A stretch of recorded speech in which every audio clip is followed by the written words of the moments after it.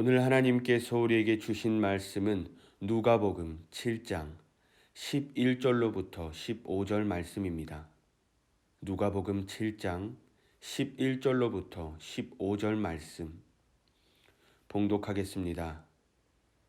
그 후에 예수께서 나인이란 성으로 가실새 제자와 많은 무리가 동행하더니 성문에 가까이 이르실 때에 사람들이 한 죽은 자를 메고 나오니 이는 한 어머니의 독자요 그의 어머니는 과부라.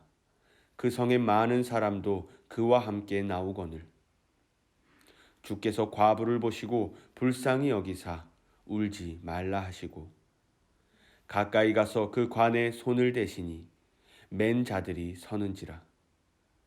예수께서 이르시되 청년아 내가 네게 말하노니 일어나라 하시매 죽었던 자가 일어나 앉고 말도 하거늘 예수께서 그를 어머니에게 주시니. 아멘. 지금 우리의 삶을 힘들게 하는 것은 이 코로나19만이 아닙니다. 꿈과 비전의 상실, 그리고 사람들 간의 반목, 대립, 갈등, 특별히 여러분 21세기를 들어서 사람들의 어떤 반목과 대립, 갈등의 양상은 민주주의와 사회주의의 대립이 아닙니다. 세대와 세대 간의 반목, 갈등, 대립, 그리고 남녀 성의 갈등이 아닌 젠더라고 하는 사회적 역할에 대한 남녀의 갈등, 그리고 반목과 대립. 여러분, 실제로 우리의 지금 사회적, 문화적 현상 보십시오. 정치권의 이슈가 되는 것이 무엇입니까? 이 젠더 갈등입니다. 편을 갈라놓았습니다. 상대편을 인정하지 않는 것도 모자라서 증오하고 공격하는 수준에까지 이르르고 있습니다. 특별히 여러분, 이 젠더 갈등은 오늘 우리 사회 속에서 20대와 30대 청년층에서 굉장히 심각한 양상을 보이고 있습니다. 그래서요, 일부 사회학자들은 오늘 이 사회들 향해서 이 정도까지 경고합니다. 이 젠더의 갈등과 대립, 이것을 해결하는 방법을 찾지 못한다면 차차 미래는 분열과 갈등 속에 참멸하게 될 것이다라고 경고하고 있습니다. 그러면서 이분들이 내놓은 그 해법이 의외로 간단합니다. 다름을 이해하라는 것입니다. 남녀의 다름, 역할의 다름을 인정하라는 것이에요.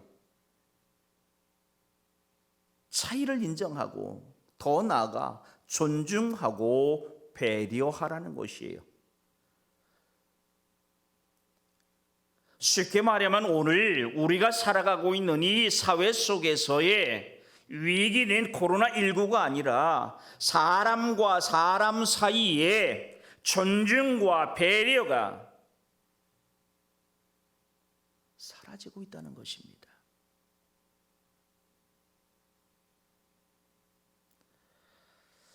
오늘 우리에게 주신 이 본문의 말씀을 가만히 들여다보십시오.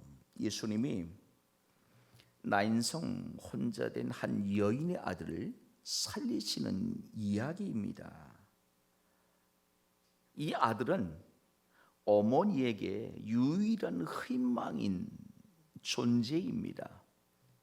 그런 아들이 죽었습니다. 희망의 불꽃이 꺼졌습니다. 절망인 것이지요. 당시의 상황을 여러분 스스로 한번 그려보십시오.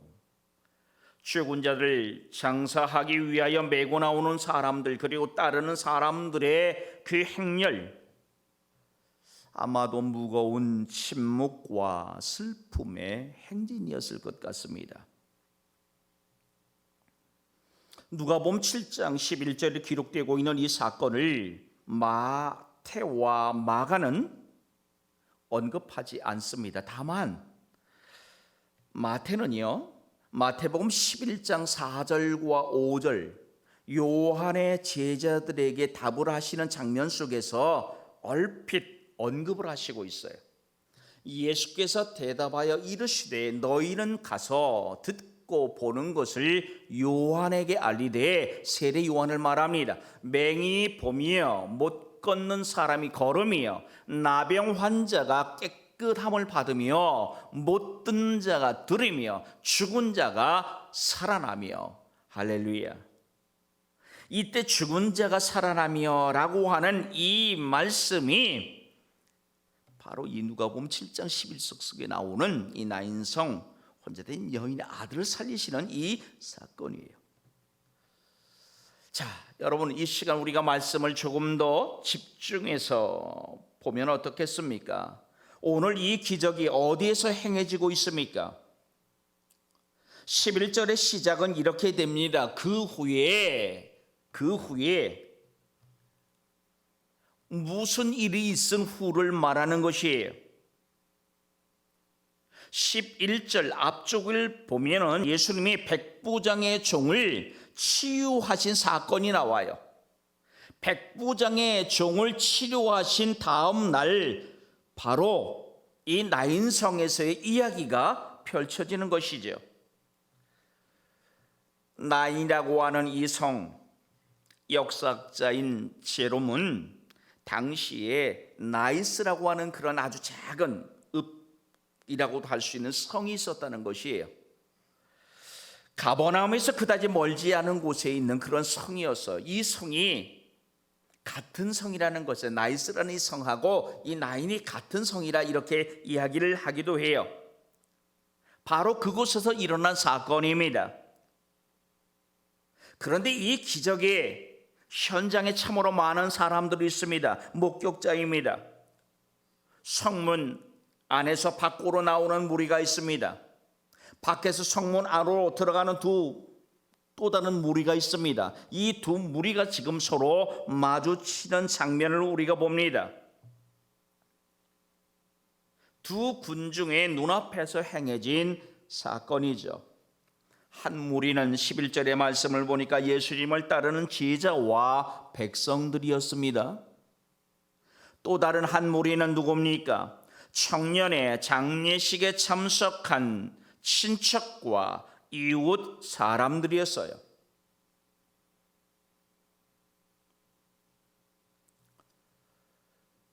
이처럼 오늘 이 자리에는 이 기적의 진실성을 입증하기에 충분한 사람들이 있었습니다.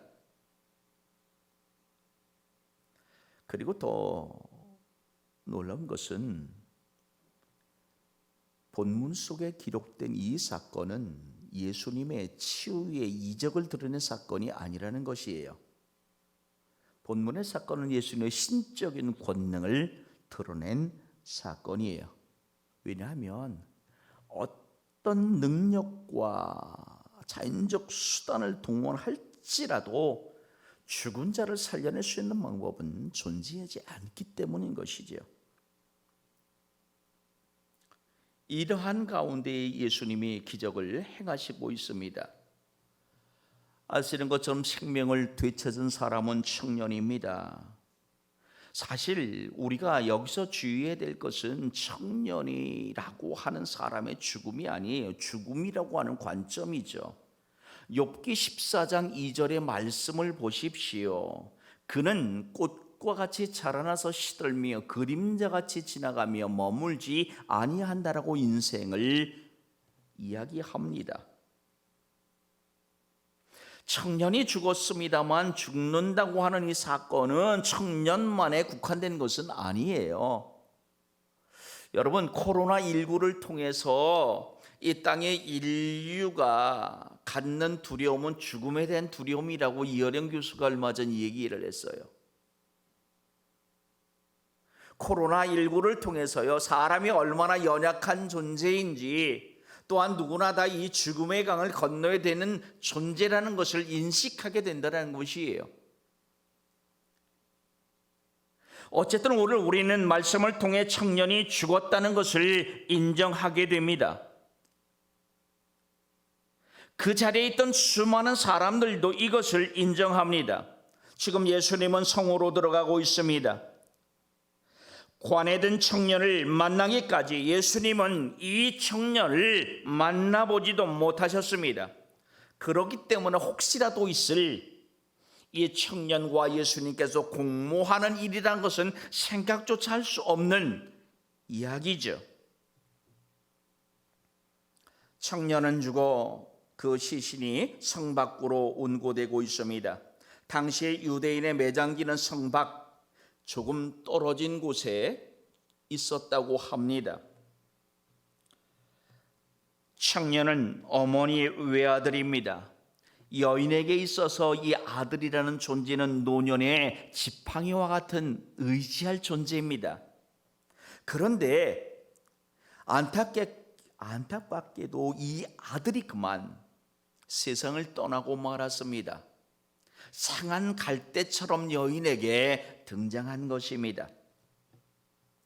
이 어머니의 슬픔을 한번 상상해 보십시오. 혼자 된 여인이 살아간다는 것 당시에 굉장히 힘든 존재입니다. 그런데 그나마 의지했던 이 아들이 세상을 떠났습니다. 이미 여인의 삶은 충분히 불행합니다. 그런데 그에게 또 다른 불행이 덮쳐온 것입니다. 불행을 넘어 절망의 사건을 여자가 만나고 있습니다. 지금 이 여인은 절망의 끝에 서 있습니다. 마을 사람들과 친척들은 이 여인을 위안하고 위로하고자 그 운구 행렬에 동참을 하고 있는 것입니다. 바로 이러한 때에 예수님 일행과 이들이 마주하고 있습니다. 그리고 예수님이 청년을 살리시는 것이죠. 이 사건 안에 바로 예수님의 긍휼과 예수님의 신적 권능을 우리가 보게 됩니다. 이때 말하는 긍휼은 자비입니다. 조금 넓게 말하면 사랑이겠죠. 13절을 보십시오. 성경은 이렇게 말합니다. 불쌍히 여기셨다고 말해요. 과부를 보시고 불쌍히 여기사 고난받는 자를 향한 예수님의 긍휼하심이 얼마나 따스한지 보여주시는 장면입니다. 어느 교회 목사님이 설교를 하시는 중에 교인들에게 이렇게 질문을 하셨대요. 여러분 중에 혹시 미워하는 사람이 없으신 분 있으면 손 좀 들어보세요 라고 했대요. 여러분들은 어떠세요? 그런데요, 저 중간쯤에서 조금 지나서 할아버지 한 분 이렇게 손을 드시더래요. 그래서 목사님이 정말 미워하시는 분이 한 분도 없으세요? 라고 다시 물었더니 이분이 그렇게 말하시더랍니다. 목사님, 예전에는 있었죠. 그런데 다 죽었어요.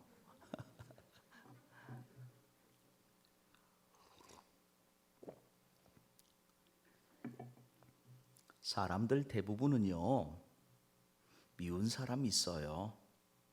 보기 싫은 사람 있고요. 심지어 온수같이 증오하는 사람도 있습니다. 그런데 바로 이런 미움과 증오, 분노가 사람을 해합니다. 사람을 죽입니다. 은연중 밖으로 표출되게 되고요.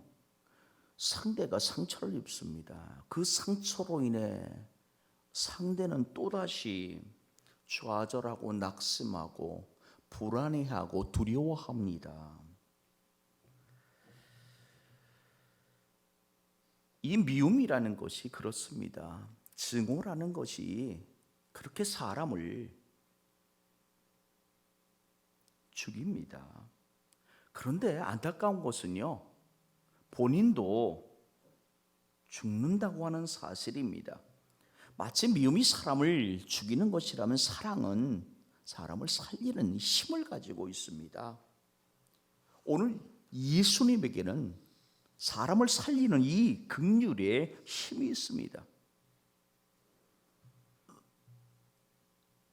예수님 묘지까지 아들을 따라가는 이 여인을 보시고 불쌍히 여기시고 있습니다. 여러분, 본문 어디에도 예수님을 향해서 나오는 그 무리들 중 어떤 사람 한 사람이라도 위로해 주십사 하는 요청을 받지를 않으세요. 그죠? 그렇다면 오늘 이 본문 속에서 예수님이 느끼고 있는 이 긍휼의 마음은 본성이신 거예요. 예수님 본성이에요. 이 예수님의 본성이 여인에게 아픔을 느끼셨던 거예요. 연민의 눈으로 이 여인을 예수님이 바라보시고 있습니다. 그러니까 여인을 보시고라고 말할 때에 저는 이 부분에서 삭개오와 예수님이 서로 시선이 맞춘 그 장면이 오버랩돼요. 아마 이 여인도 눈을 들어 예수님을 바라보시지 않았을까? 그리고 그 눈을 통해 예수님은 이 여인의 그 절망의 아픔을 느끼시지 않았을까? 실제로 예수님의 마음이 움직이십니다. 예수님의 이런 자비와 긍휼 사랑, 이것이 오늘날 앉아있는 사람들을 일으키게 하는 힘입니다. 꿈을 잃고 비전을 잃은 사람들에게 다시 꿈과 비전을 갖게 하는 그 용기를 줄 수 있는 힘이에요. 우리 가족과 자녀, 이웃 살려낼 수 있는 능력입니다. 이 시간 예배하는 저와 여러분에게 바로 예수님의 이 긍휼의 마음이 있기를 축복합니다. 예수님이 울지 말라고 하세요. 여인을 향해 예수님은 울지 말라 이렇게 말씀하시고 있어요. 여기에는 어떠한 의미가 들어 있습니까? 아들을 위해서 울고 있는 여인이며 죽은 아들 때문에 우는 여인이며 근데 울지 말라고 말씀하십니다.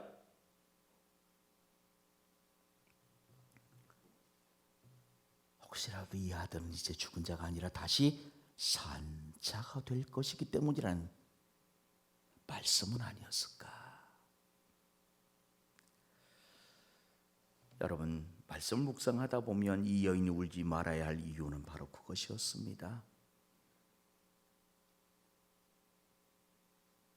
이 아들은 다시 살아날 아들이었기 때문이에요.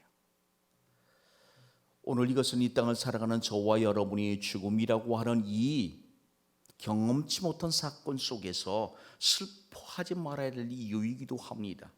왜냐하면 그들은 다시 영적으로 살아날 존재들이기 때문이에요. 그러므로 오늘 저와 여러분의 삶은요, 데살로니가 4장 13절에 이렇게 말씀합니다. 형제들아, 자는 자들에 관하여는 너희가 알지 못함을 우리가 원하지 아니하노니 이는 소망 없는 다른 이와 같이 슬퍼하지 않게 하려 함이라. 소망 없는 자처럼 슬퍼하지 마시기를 부탁드립니다. 오히려 예수님의 긍휼하신 그 마음을 소유하셔서 슬픔을 억제하시고 살아날 소망을 심어주시고 그러한 소망으로 일어서는 여러분이기를 축복합니다. 또한 오늘 본문의 말씀은 우리에게 예수님의 긍휼의 자비를 보여주실 뿐만 아니라 죽음을 이기시는 그런 신적 권위자임을 우리에게 보여주시고 있습니다. 14절에 보세요. 그 관에 손을 대시니 맨 자들이 서는지라 청년아 내가 네게 말하노니 일어나라.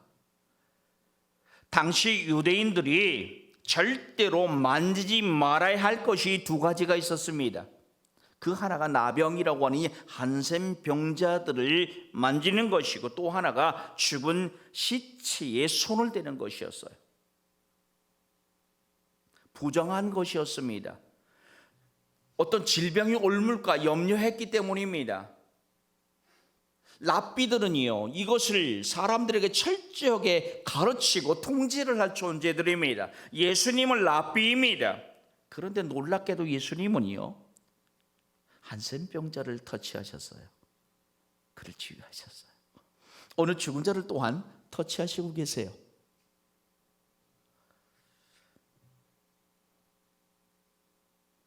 이게 긍휼입니다. 이게 자비입니다. 진짜 이게 사랑입니다. 함께 우는 것, 함께 아파하는 것.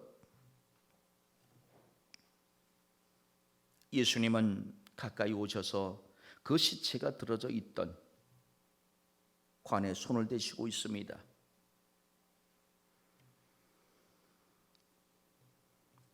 그렇게 하셔도 오염되지 않을 것이기 때문이었죠. 이 행동으로 관을 맨 사람들이 앞으로 나가지 말 것을 예수님은 시사하시고 계세요. 관을 맨 사람들이 정지를 합니다. 아마 관을 어깨에 맸으니까 이것을 내려놓을 수도 있었을 것이고요, 관 뚜껑도 열 수가 있었겠지요. 더 놀라운 사실은 여러분 그 이후의 말씀입니다. 뭐라고 말합니까? 오늘 예수님이 이렇게 말씀합니다. 청년아 내가 네게 말하노니 일어나라. 여러분, 죽은 나사로가 살아날 때에 세마포스로 메어져 있던 나사로의 살아남을 우리가 기억하죠. 예수님도 죽으셨을 때에 세마포에 쌓여져 있었어요. 그렇다면 오늘 이 본문 속에 등장하고 있는 이 청년, 이 죽은 청년이 일어날 때의 장면, 그런 세마포 같은 곳에 쌓여졌던 모습으로 등장하지를 않고 있어요. 돌아보건대 세마포에 그 시체를 쌀 만한 경제적 여유조차도 없었던 집안의 모습을 충분히 생각해 볼 수 있습니다. 어쨌든 청년을 향해서 예수님은 일어나라고 말씀하세요. 이미 청년은 죽어 자신의 힘으로는 일어날 수 없는 존재이죠.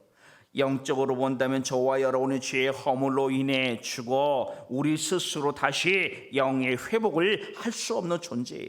그런데 오늘 예수님의 이 명령이 결코 엉터리가 아니라는 사실입니다. 청년에게 생명을 주시는 능력이 예수님 말씀에 함께 하시고 있어요. 이 말을 모든 사람이 다 듣습니다. 특별히 이 죽어있는 청년을 향한 복음의 부르심, 일어나라. 죽은 자 중에서 일어나라. 내가 너에게 빛과 생명을 줄 것이다.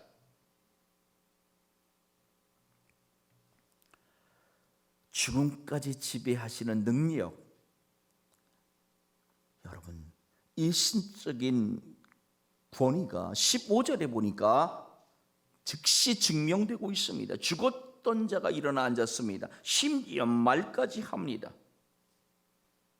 아무의 도움도 받지 않고 그가 일어나 앉고 있습니다. 그리고 그뿐만이 아니죠. 즉시 말을 합니다. 오늘 예배하는 저와 여러분이 하나님의 은혜 가운데 놓여 있기를 축복합니다. 하나님의 은혜를 받고 계신다라면 오늘 우리도 이 청년과 같이 은혜 받고 있음을 보여주어야만 합니다. 청년이 받은 은혜의 증거가 무엇입니까? 일어나 앉는 것이, 그리고 말하는 것이.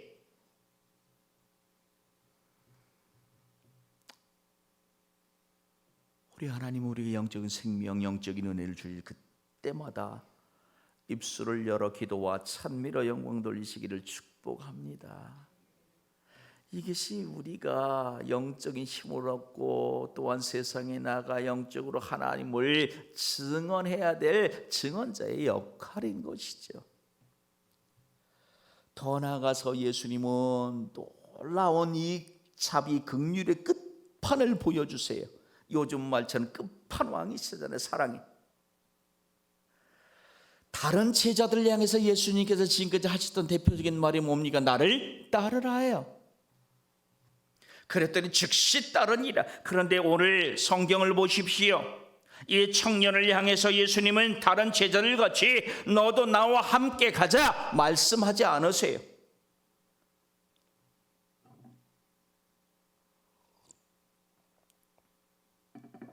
죽었던 자를 살리신 예수입니다.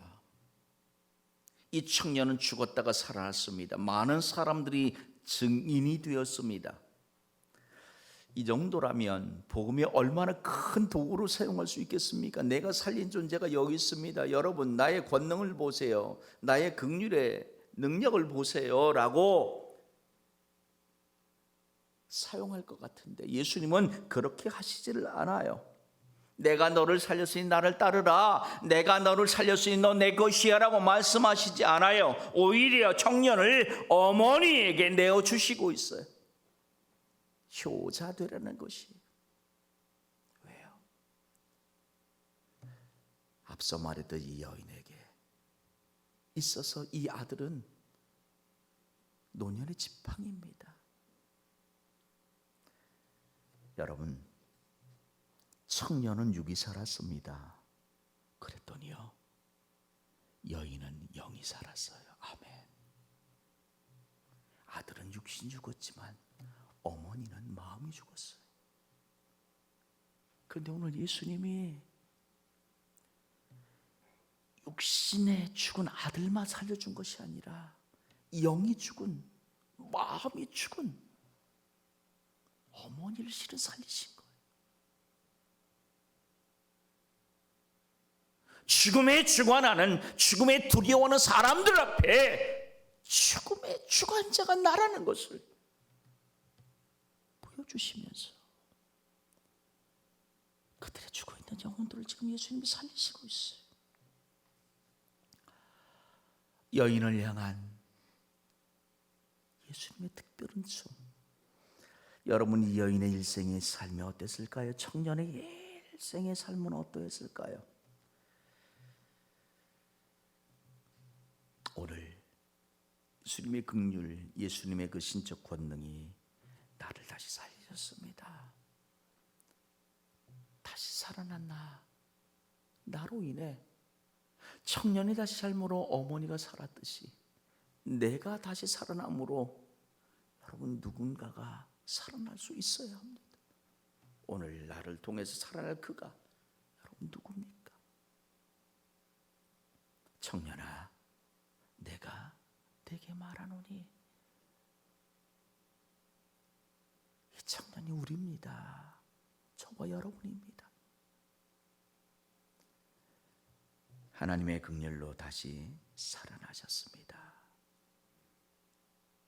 이제 누군가를 살아난 나를 통해 살리시는 저와 여러분이기를 축복합니다.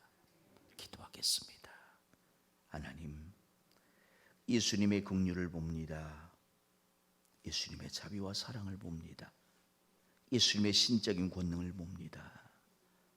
이 시간 우리 삶의 자리에서 서로를 존중하며 배려하게 하시옵소서. 대립, 반목, 갈등이 아닌 안음이, 껴안음이 우리 삶의 은혜의 모습이게 하시옵소서. 예수님의 이름으로 기도하옵나이다. 아멘.